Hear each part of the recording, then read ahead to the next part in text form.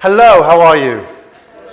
Very nice to be here, very nice to be here. I've always wanted to start a speech with this question. Wouldn't it be great to start a speech with the question, any questions? And because it's TED, that's what I want us to do. Because what I want to share with you in the next few minutes is a way of answering the questions that are in your head in a fresh and interesting way. So before we start, I don't want to be too theoretical, I want to really ground it into something practical. I'm going to ask you to talk to the person next to you. Take a look at them now and look at how nice their hair is. Just look at that right now. That's right. And I want you to just bring to mind, that's that, they're going to be working with you. I want you to bring to mind a question that is knocking around your head. Sort of thing you're thinking about as you walk down the street. And you know, like it could be big, it could be small, it could be about work, it could be about your personal life. I suggest you don't make it too small, like, should I move my pillow? Or too big, like, what is the meaning of life? Something sort of somewhere in the middle that's about your work or about your personal life or both, something that you would value a fresh answer to. And I'm just going to give you like 30 seconds to think what that question is, because if you've got one in your mind, you'll get much more value from what I'm about to tell you. So away you go. Take 30 seconds. What is the question in your mind? Personal, professional, whichever.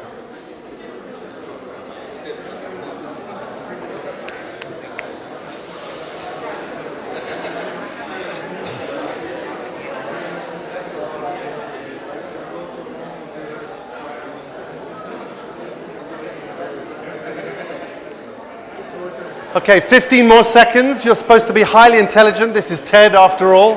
15 more seconds. Think of a great question. 5, 4, 3, 2, 2.5, 1 3/4, 1. Thank you very much. Thank you very much. Wonderful. So, if you have a question, like a personal question, raise your hand. It's more of a personal question, yeah? If it's a professional question and work question, raise the other hand. If it's a bit of both, raise both hands.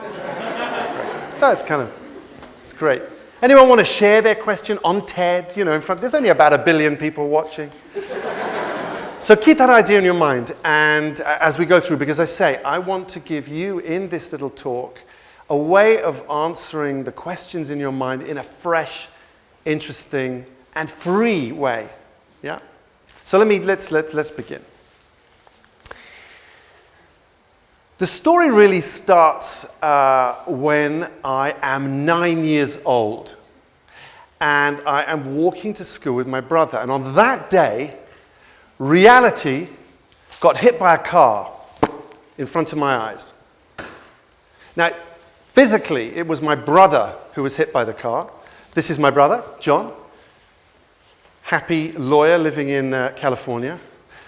But this was him when he was 7, around about the time of the accident. And there he is. So that's my brother John, about the age of 7. And this is where the accident happened. We were on our way to school, and a stolen car came out of the left side of that picture there. It was in black and white in the old days, but and hit my brother and crashed him into a car around about there. The barbershop is still there. I went and took this picture actually for the TED Talk, and I thought, you know, the young me would be really happy that the older me had come and was using such a terrible experience to turn it into hopefully a helpful TED Talk. But it was a rotten thing to happen, and I wish it hadn't happened, but it was an amazing lesson. Because what the little 9-year-old me learned that day was that reality is not what they told me it was. It wasn't predictable. It wasn't solid. And I also learned that if terrible things can happen like that, amazing things can happen as well. For example, on the day this terrible thing happened, 2 old soldiers, people who had fought in the war, happened to be walking along that street. And these guys knew how to deal with emergency like this, and they saved my brother's life. One of them actually was even called Mr. Chance, if you can believe it. So, it's true. And thanks to those guys, my brother's alive now. So, what is the relationship between this and street wisdom? Street wisdom is a non-profit that we've set up in London, and which is spreading around the world. And the idea is to find a way of learning from the street. To think of the street, if you like, as an invisible university, a place that we can learn lessons every day in a free and interesting way.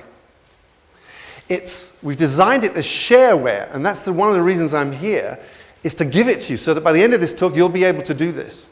So it's this shareware for you to use, and I'm going to explain how it works.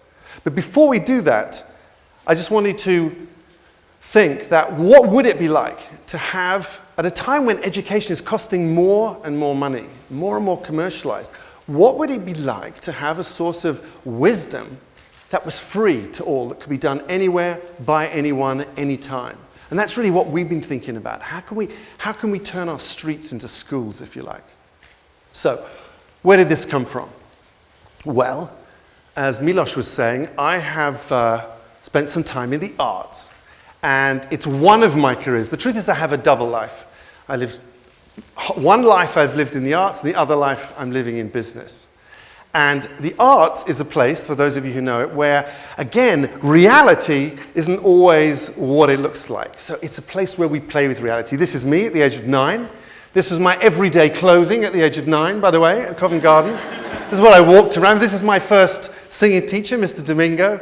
And after that, I have gone on to play in orchestras and play jazz in bars, and I had a BBC series, and I've worked for Kubrick, and I've done lots of different things. And I thought that I would be an arty boy all my life. But then, in the kind of mid-90s, business came to call, the so-called real world.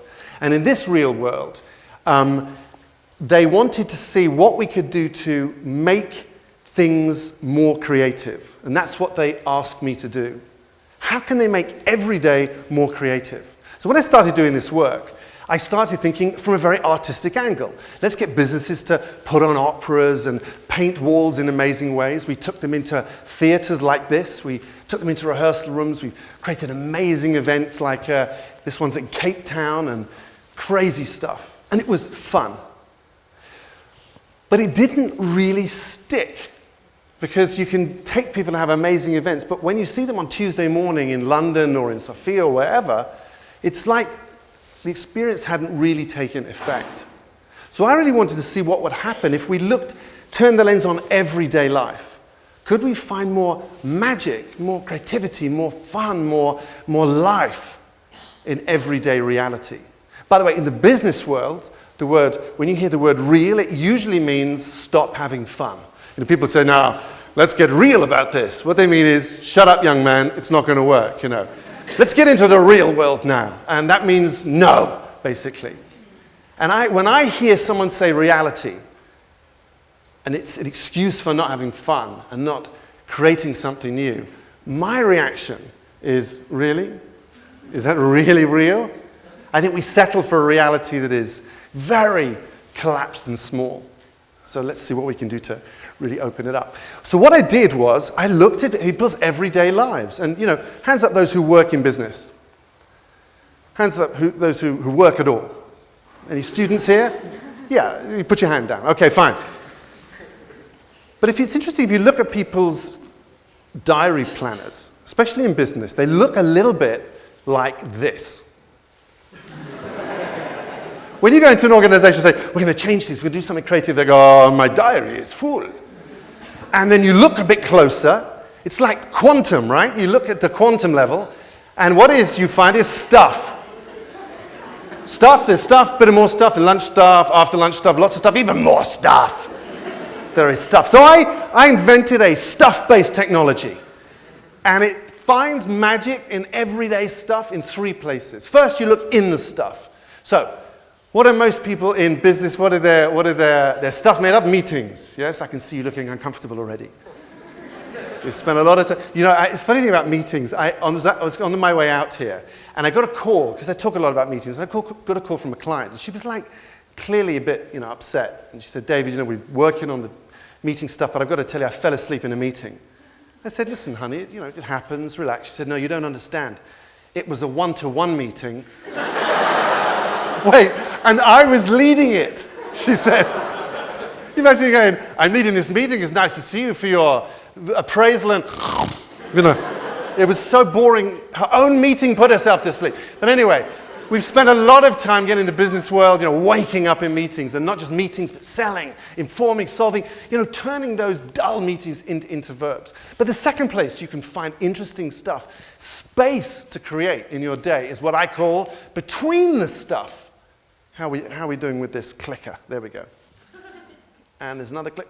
So between the stuff, if you look, again, like a sub-quantum level, in between all the stuff that's filling up your day, there's space.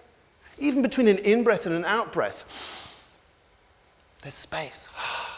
We think we have an in-breath and an out-breath, but unless you're running or cycling, you breathe in, have a little holiday from breathing, breathe out.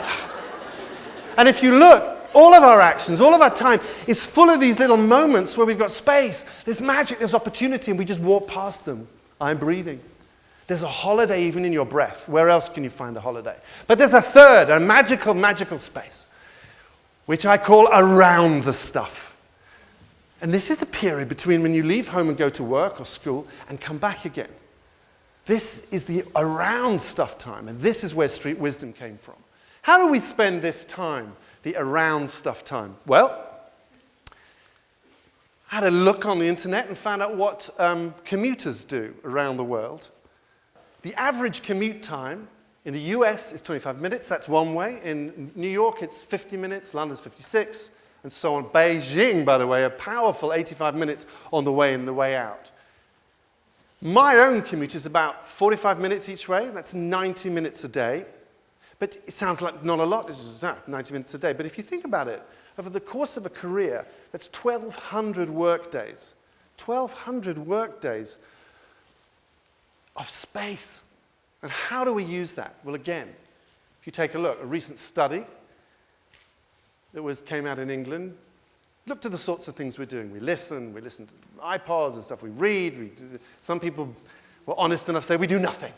It does do nothing. Some people sleep, and so on and so forth. But from looking at this, I don't see anybody that is using the time to learn from each other, to learn from the environment. And I thought this is kind of a waste of time, a huge waste of time. So I started experimenting. Years ago, I started experimenting. And I started experimenting with some friends at the Wisdom University in Real World and at the Hub. Those of you may know those organizations. And I started with something quite elaborate called the Invisible University. And it involved taking people out into the streets with soldiers and spies and artists. And it was kind of elaborate. It was great fun. But over time, we've wanted to boil it down to something that was simple, which everyone could do and which was free. So we carried on working on it. I worked with friends of mine from the performing arts. In fact, Chris, without that, is actually here somewhere today. There he is, very good. So Chris, and then another Chris. I have a wonderful friend, Chris Barrows-Brown, who runs a company called Upping Your Elvis in London. And with his team, things have really, really taken off. Where are we today? What have we got? We've boiled it down to a 3-hour experience. And I just want to tell you how it works, because there's no mystery. I want to give this to you. And anyone else that's watching on TED, free. Here's how it works. You're going to go, it's simple. Yeah, it is simple, but it's powerful. So it's got 3 sections to it. It's 3 hours. The first hour is tune, second hour is ours, third hour is share. First hour, we tune our senses. So if you were doing this after this talk, what you'd be doing is you'd be slowing down. You'd be watching the patterns. You'd be listening more. And you'd be seeing the beauty of things. Simple instructions that help you become more porous, more connected to what's really going on around you. The second thing you do is you take that question that's in your head now and you ask the street. What do you mean ask the street? I mean ask the street. You wander around. When was the last time you wandered around? No, we use the street for walking. We go from A to B. We think streets are there to get from A to B in the shortest way possible. We at Street Wisdom think streets are there to get from A to B in the most interesting way possible. Get lost, wander, discover yourself in different places, but all the time ask the street the question.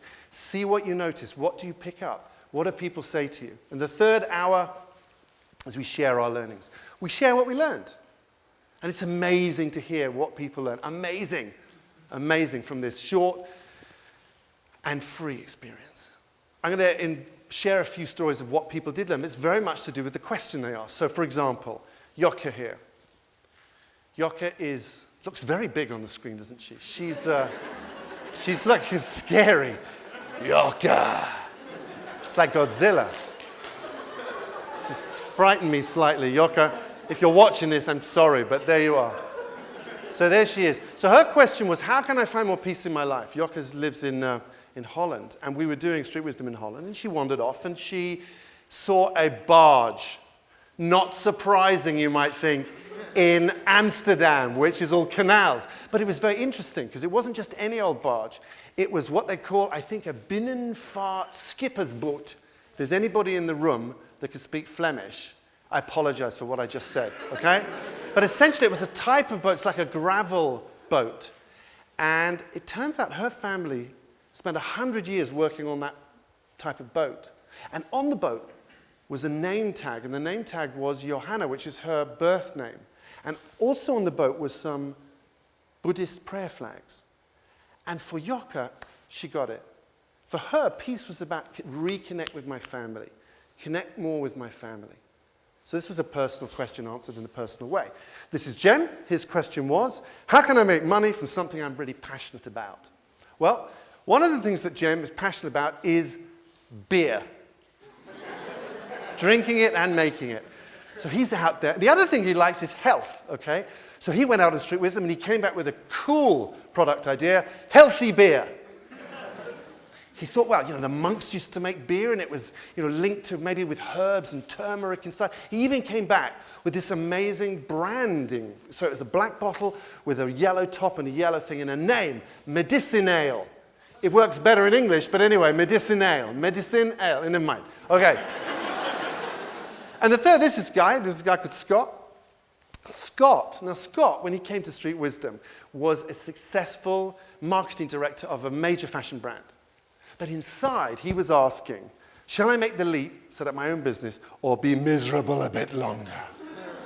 You know how it is? We know what we want to do, but somehow we don't have the courage to do it. So he decided to go and talk to 3 people on the street, and he'd ask them the question, and he'd see what they had to say. Well, he wandered off and found himself, by chance, on a street that he used to work on 10 years ago, Carnaby Street. It's a very fashion street. And he bumped into 3 people. Each one of them was an old friend of his. And he hadn't seen any of them for 6 months. Each one of them said to him, he told them his idea. They said, it's great, you must do it. By the time he came back, he decided to do it. Now he runs a business, the Business Accelerator, and actually he's running Street Wisdoms around the world. So I am amazed to see what's happening. But my question, we started to think, what actually is happening? Is this just chance? And I want to suggest 3 things I think are happening when we do this. The first is very simple. But it doesn't mean we do it. And it's we shift our attention. Where is our attention most of the time when we're walking around in the streets? Our attention is inwards. I was looking at these 2 in London last week, yeah? I thought, Harry is never going to meet Sally. These two are not going anywhere. But if you look, their attention is inwards. It's something you see if you ever go to the opera. We call it snake eyes. And it's something that you notice. So, for example, I'm the tenor and I'm singing to the soprano over there. And I might sing, Parlami d'amore, Mario, tutta la mia vita, etc., right?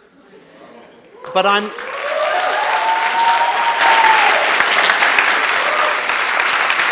But look at my eyes. Parlami d'amore, Mario. I'm looking at her, but I'm thinking, the top note's coming up. It's difficult to sing.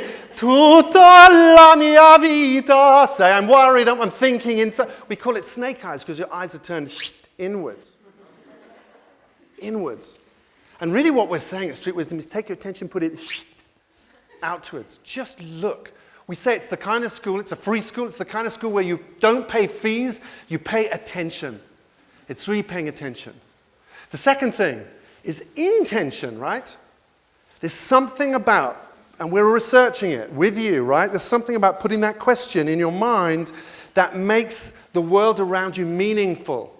For some reason, synchronicity improves. Now, some of you may follow the work of Lynn Taggart and Irvin Laszlo and stuff. The scientists are exploring synchronicity, but Try it yourself. You have a question in mind, suddenly the right things happen, the right people come to you. Scott met the people by chance, 3 times. Mr. Chance showed up by chance, yeah?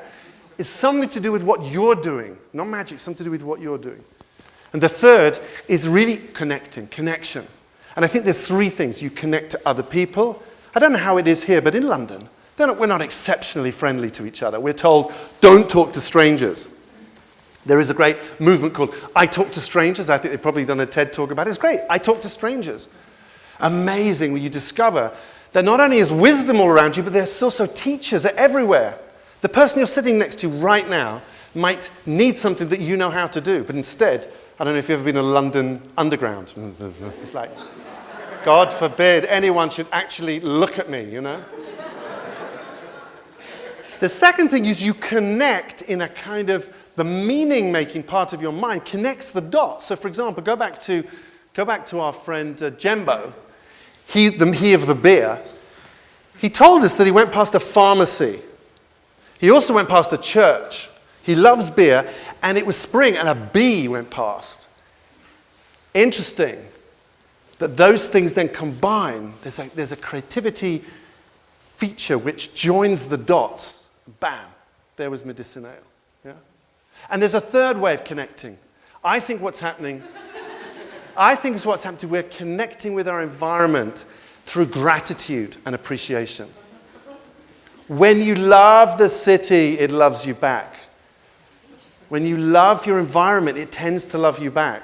And I noticed that a lot of us wait for our enlightenment moments. We go to Tibet, we fly to the Maldives, we go on holiday, we go to India. We're like waiting, we have these enlightenment holidays because we say, that's where enlightenment is. I don't think so. I think when you connect and you really appreciate where you are, there's insight everywhere. If you were dead, and I hope you're not. You don't seem to be. You seem to be alive.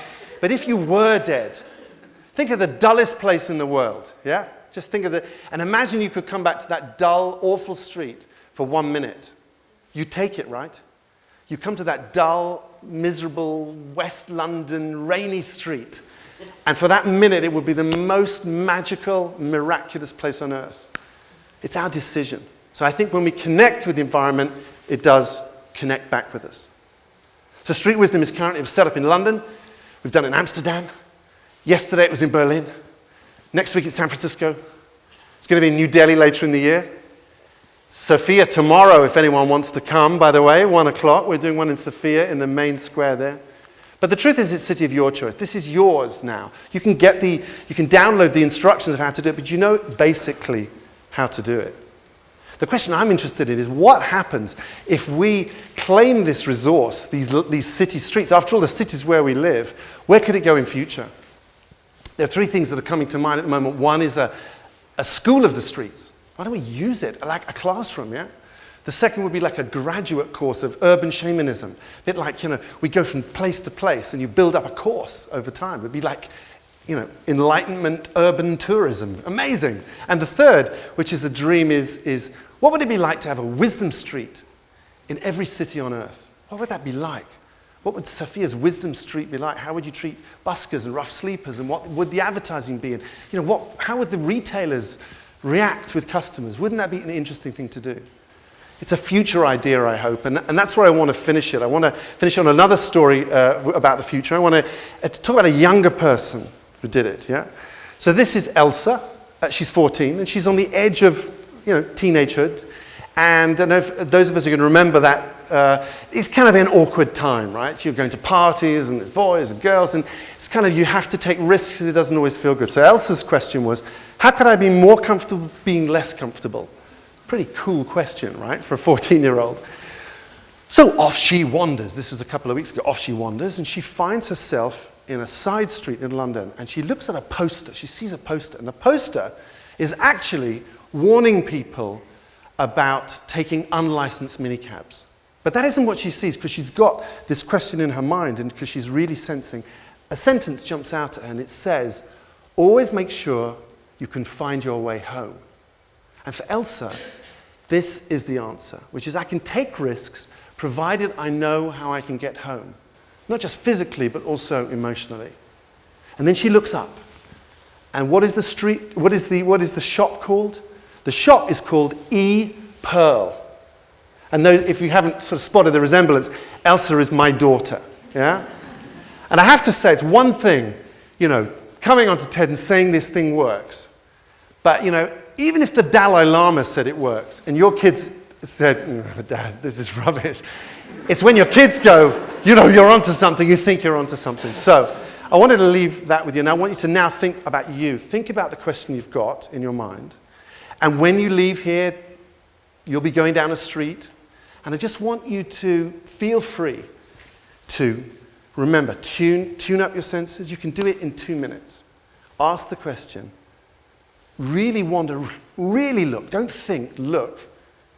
Really use your mind, not just your brain, and then share what you can do about it.